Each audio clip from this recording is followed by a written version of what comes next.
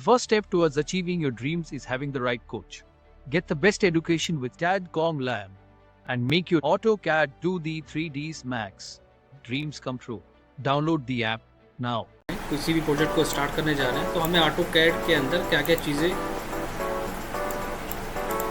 सोचनी चाहिए कि क्या क्या होना चाहिए।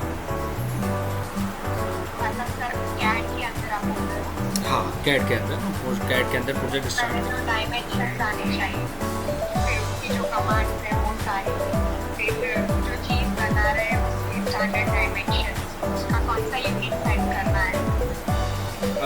चलिए ठीक है, दूसरे पॉइंट पे आते हैं कि CAD पे वर्क करने से पहले हमें CAD को कैसे सेट करना पड़ेगा।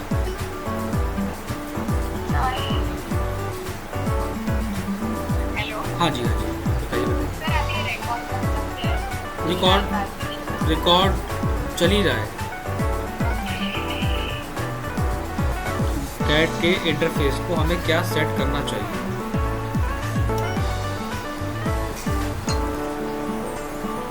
चलिए ये भी छोड़ दीजिए आप, उसका यूनिट पहले ये भी मैं क्वेश्चंस को हटा देता हूँ। AutoCAD के इंटरफेस को कैसे चेंज करते हैं और बेसिक पे आ जाते हैं।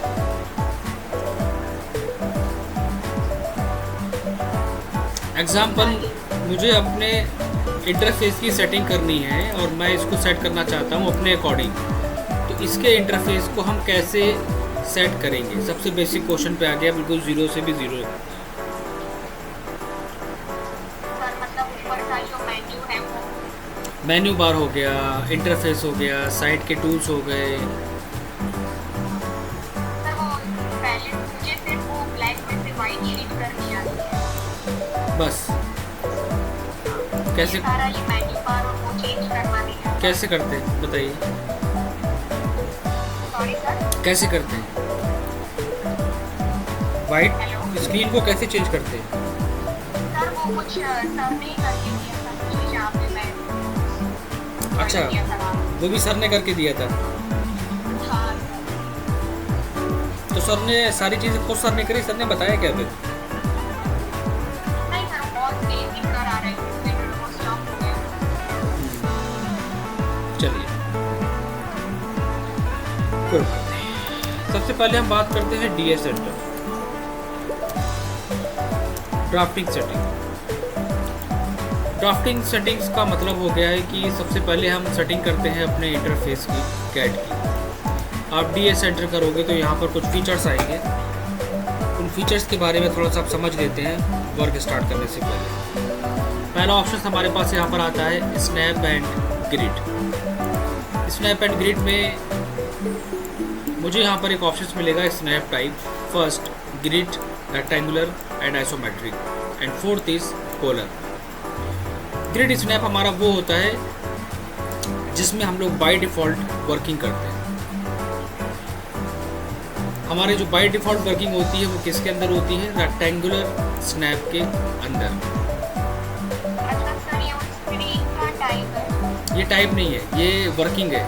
किसी ने क्वेश्चन करा AutoCAD के अंदर हम किस स्नैप पे काम करते हैं, अच्छा वो स्नैप मेरा कहलाता है rectangular snap. Isometric snap, isometric क्या होता है। सर वो कोई भी ऑब्जेक्ट को हम जैसे 3D में प्रेजेंट करते हैं। 3D अलग होती चीज़, सॉरी सर, 3D अलग होता है।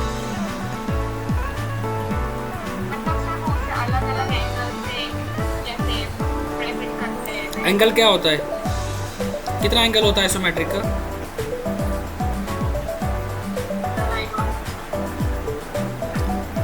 आइसोमेट्रिक का एंगल होता है जो आप बात कर रहे हो, हम 3D ड्राइंग की तरह रिप्रेजेंट करते हैं। एक्चुअली उसका हर एंगल होता है 30 डिग्री। आइसोमेट्रिक की ड्राइंग्स हमारी 3D ड्राइंग्स नहीं होती है, वो आइसोमेट्रिक की ड्राइंग हमारी हर एंगल पे बनती है जिसका होता है 30 डिग्री। वो देखने में 3D होती है बट वो होती 2D है। पोलर स्नैप, पोलर स्नैप की अगर हम बात करें तो पोलर का मतलब होता है एंगल ट्रैकिंग, एंगल को ट्रैक करके ड्राइंग को बनाना। आगे मैं डिस्कस करता हूँ इसके बारे में। आप पोलर ट्रैकिंग को यहाँ से देख सकते हैं। पोलर ट्रैकिंग मैं जैसे इस पर क्लिक करूँगा वो कोई भी एक स्पेसिफिक एंगल दे दूंगा, एग्जांपल 45। तो इस 45 का मतलब यहाँ पर क्या होता है कि मैं जो लाइन ड्रॉ करूँगा वो हमारी 45 डिग्री पे बने। 45 डिग्री। ये होता है पोलर ट्रैकिंग। तो अगर सर वो जो आइसोमेट्रिक है उसका 30 डिग्री होता है, तो हम ये पोलर में 30 डालें तो आइसोमेट्रिक ना ऐसा नहीं होता, ऐसा नहीं होता। पोलर का मतलब होता है किसी स्पेसिफिक एंगल पे लाइन को ड्रॉ करना। आइसोमेट्रिक का मतलब होता है कि उसका पूरा इंटरफेस 30 डिग्री पे सेट हो जाता है। दोनों में डिफरेंस होता है। पोलर ट्रैकिंग का मतलब है किसी स्पेसिफिक एंगल पे काम करना। आइसोमेट्रिक का मतलब हो गया कि आप ऐसे इंटरफेस पे काम करने जा रहे हैं जिसके हर एंगल 30 डिग्री पे। दोनों में डिफरेंस है। इसके बाद हमें यहाँ पर एक ऑप्शन मिलता है डायनेमिक इनपुट। डायनेमिक इनपुट के अंदर हमें यहाँ पर कुछ चीज़ें मिलती हैं, कुछ बॉक्सेस नज़र आ रहे हैं। हम इन बॉक्सेस को यहाँ पर क्या करेंगे, सबको चेक कर देंगे। सबको चेक करने के बाद हम ओके करेंगे। तो इससे क्या बेनिफिट मिलेगा, हम जैसे ही लाइन को ड्रॉ करेंगे तो हमने क्या नोटिस करा है कि ये डिस्टेंस और एंगल दोनों एक साथ शो कर रहा है। डिस्टेंस और एंगल का मतलब क्या हुआ, मैं कीबोर्ड में टाइप करूँगा 50 का मतलब डिस्टेंस, और जैसे ही मैं टैब को प्रेस करूँगा तो वो स्विच करके हमें लेके आएगा एंगल पे। कितना एंगल, मैंने कहा 40, तो उसने क्या करा, एक लाइन ड्रॉ कर दी 50 की डिस्टेंस पे एंड 40 के एंगल पे। तो ये किस पे काम कर रहा है, डायनेमिक इनपुट काम कर रहा है दो चीज़ों पे, डिस्टेंस प्लस एंगल। ये काम होता है डायनामिक इनपुट का, कि अगर हमें कोई भी ऑब्जेक्ट के साथ काम करना है एंगल और डिस्टेंस के साथ, तब हम यूज़ करेंगे डायनामिक इनपुट। नेक्स्ट हम आते हैं, इसको मैं अनचेक कर देता हूँ, ये बहुत इंपॉर्टेंट चीज़ है। नीचे दिया हुआ है ऑप्शंस, हम ऑप्शंस पे क्लिक करेंगे। कुछ इंटरफेस के बारे में डिस्कस करते हैं। पहला ऑप्शन है डिस्प्ले। डिस्प्ले के अंदर हमें यहाँ पर मिलेगा विंडो एलिमेंट। विंडो एलिमेंट है हमारा लाइट। हमेशा आज के बाद डार्क आपका लगा होगा बाय डिफ़ॉल्ट, आप लाइट पे काम करोगे। बाय डिफ़ॉल्ट डार्क सेट होता है इंटरफेस, आप वहाँ से लोगे लाइट। अरे ऑप्शंस का आपने कहाँ से ओपन किया? ऑप्शंस के अंदर रिकॉर्ड हो रहा है, डोंट वरी, हर एक चीज़ मिल जाएगी। ऑप्शंस पे क्लिक करके डिस्प्ले, विंडो एलिमेंट, लाइट। इसके नीचे मुझे एक और ऑप्शन मिलेगा, display files tab. Display file tab में हमें क्या मिलेगा, colour and font. Display file tab का मतलब यहाँ पर ये होता है कि ऊपर हम जितने भी नंबर ऑफ पेजेस ओपन करते हैं वो टैब के साथ ओपन होते हैं, जिसे कहते हैं फाइल्स टैब। अगर ये ऑप्शंस हमारा नहीं आ रहा है, दैट मीन्स हमारा डिस्प्ले फाइल टैब ऑफ है। ऑप्शंस में जाके डिस्प्ले फाइल टैब, इसको हमेशा चेक करना। इसमें मुझे एक और फीचर्स मिलेगा, क्रॉस हेयर। 5% है, 10% है या 20% है, चाहे जितना होगा, आप 100% पे सेट करेंगे। 100% पे आपको रखना है और इसी पे काम करना है। आपको दिक्कत हो रही है तो होने दीजिए, बट बाय डिफ़ॉल्ट आपको यही इंटरफेस, यही सेटिंग्स लेके चलनी है। Crosshair 100%। इसका क्या मतलब है सर? इसमें क्या पर्पस इसके लिए है? क्रॉस हेयर का मतलब वो क्या होता है, जो क्रॉस हेयर होता है आपने देखा होगा, अभी आप खुद कहोगे कि यस सर, ये क्या है?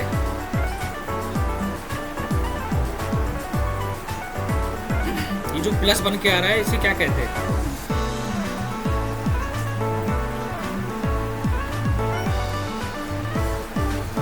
ये क्या कहलाता है Sneha? Sir I don't know, इसे क्रॉस हेयर कहते हैं।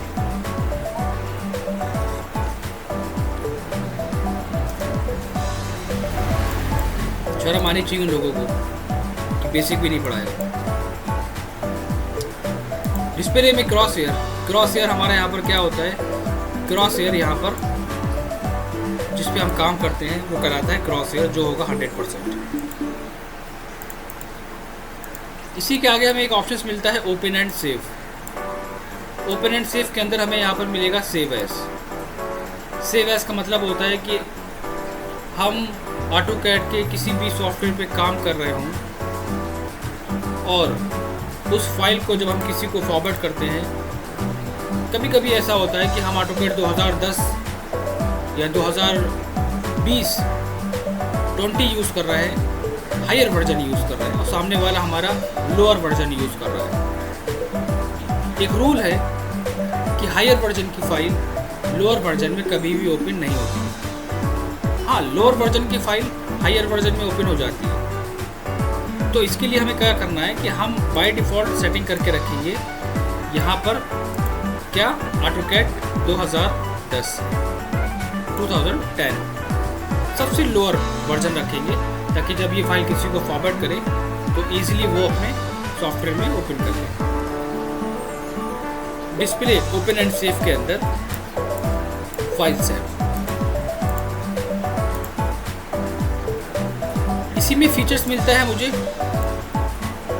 Automatic save. ये क्या करता है, ये हम जब भी किसी प्रोजेक्ट पे काम करते हैं तो ये हमारे प्रोजेक्ट को हर 10 मिनट के अंदर सेव करता है। आप टाइमिंग अपने अकॉर्डिंग कम ज़्यादा कर सकते हो। आपको अपने प्रोजेक्ट, आप चाहते हो कि आप अपने प्रोजेक्ट पे काम कर रहे हो और आपकी फ़ाइल 5 मिनट के अंदर सेव होती रहे, तो यहाँ पर आप टाइम लगा सकते हो 5 मिनट का या 15 मिनट का। इससे क्या होता है, प्रोजेक्ट हमारा सेफ रहता है और ईजिली हम काम कर लेते हैं। कई बार प्रोजेक्ट हमारा बंद हो जाता है, फाइल क्रैश हो जाती है और बैकअप नहीं मिलता है, डेटा हमें नहीं मिलता है। तो इसलिए ये इम्पोर्टेंट है, ऑटोमेटिक सेव चेक होना चाहिए। सिलेक्शन के टैब में आपको क्या करना है, पिक बॉक्स और ग्रिप साइज, इन दोनों को नॉर्मल रखना है, दोनों को नॉर्मल।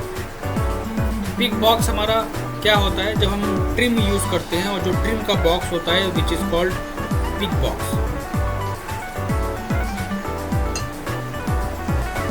इसी के साथ नीचे आपको मिलेगा ऑब्जेक्ट ग्रुपिंग। ऑब्जेक्ट ग्रुपिंग आपका चेक होना चाहिए। अगर ये चेक होगा तभी आप किसी भी ऑब्जेक्ट का ग्रुप बना पाओगे। बाय डिफ़ॉल्ट ये लैपटॉप में सेटिंग्स नहीं होती है, तो ये बहुत इंपॉर्टेंट है कि ऑब्जेक्ट ग्रुपिंग आपका चेक होना चाहिए। इतना चेंजेस करने के बाद मैंने क्या करा, मैंने ओके करा। एक बात और, डिस्प्ले के अंदर आप एक ऑप्शंस और यूज़ करेंगे। डिस्प्ले के अंदर आपको एक ऑप्शन और मिलेगा कलर का। कलर का मतलब यहाँ पर क्या होता है, कलर का मतलब होता है बैकग्राउंड के कलर को चेंज करना। बाय डिफ़ॉल्ट ब्लैक है, आप उसको रखेंगे वाइट पे। Uniform background white. आपका क्रॉस हेयर, जिसके बारे में अभी मैंने एक्सप्लेन करा था, क्रॉस हेयर आपका कैसा है, ब्लैक, आप उसे करेंगे ब्लू। यूनिफॉर्म बैकग्राउंड आपको वाइट, क्रॉस हेयर आपको ब्लू, ये आपको सेटिंग करनी है। इतना करके ओके करके आप जब बाहर आएंगे तो आपका कुछ इस तरह क्रॉस हेयर आएगा और ये इंटरफेस कुछ इस तरह होगा लाइट स्क्रीन के साथ। जहाँ पर ए लिखा हुआ है इसे कहते हैं एप्लीकेशन मेनू। जहाँ पर ये साइड में ऑप्शंस बन के आ रहे हैं इसे कहते हैं स्टेटस बार।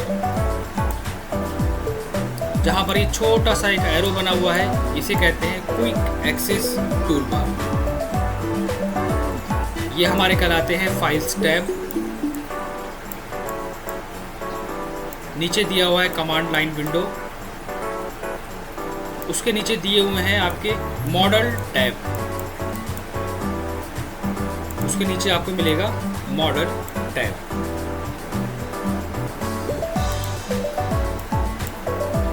कॉर्नर में आपको यहाँ पर मिलेगा ये icon,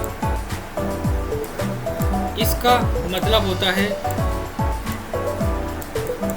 WCS world coordinate system, और एक होता है UCS user coordinate system. World coordinate system का मतलब क्या होता है? ये काम करता है 3D में, X, Y और Z। UCS का मतलब होता है ये काम करता है 2D में, X, Y। तो WCS हमारा कहलाएगा जो X, Y, Z पे काम करेगा। UCS यूज़र कोऑर्डिनेट सिस्टम जो मेरा 2D में काम करेगा, X एंड Y पे। ये चीज़ होगी हमारी सेटिंग्स की। इसके बाद मैं कंफर्म कर लेता हूँ कि वो भी आपको पता होगा। फंक्शन कीज तो क्लियर होगा I think.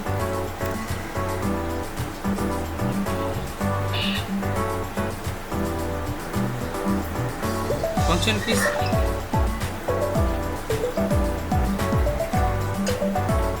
Function keys clear है इसने।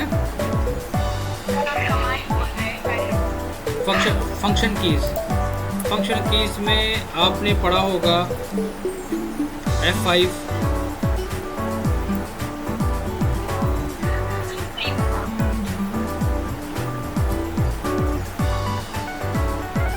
ये कैसे हो सकता है कि ये आपने ना पढ़ा हो?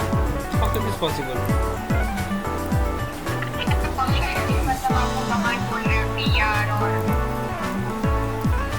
ये फंक्शन कीज और टॉगल कीज नहीं पढ़ाया?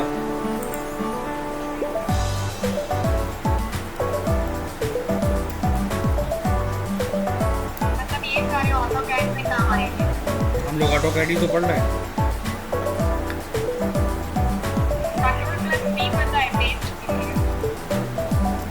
बहुत ही इंपॉर्टेंट शॉर्टकट बताया उन्होंने, कंट्रोल भी पता है पेस्ट के लिए।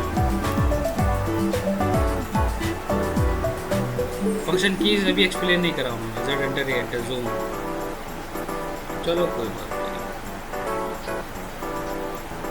क्या कहूँ मैं।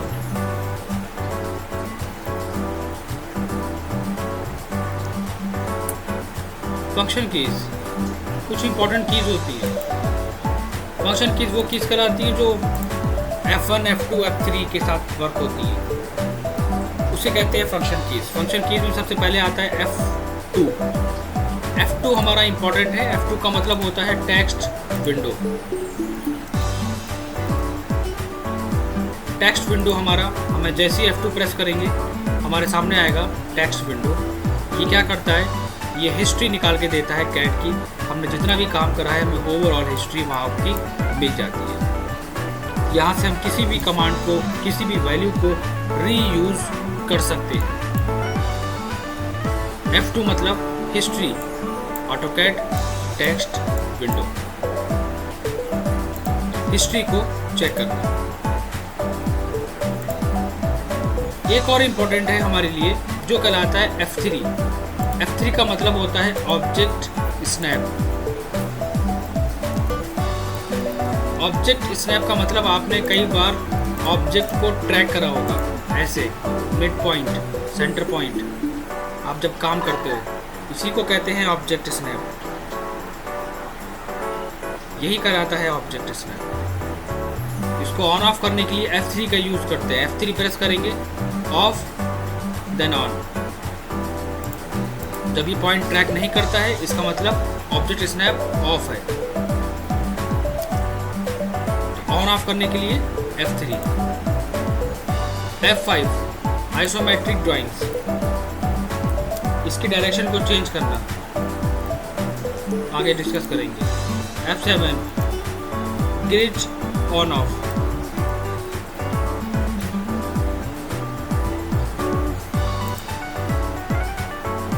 ग्रिड ऑन ऑफ का मतलब मैं जैसे ही यहाँ पर F7 दबाऊंगा ये बैकग्राउंड में ग्रिड बन के आएगी। इस ग्रिड को ऑफ करके हम काम करते हैं, ऑफ एंड ऑन।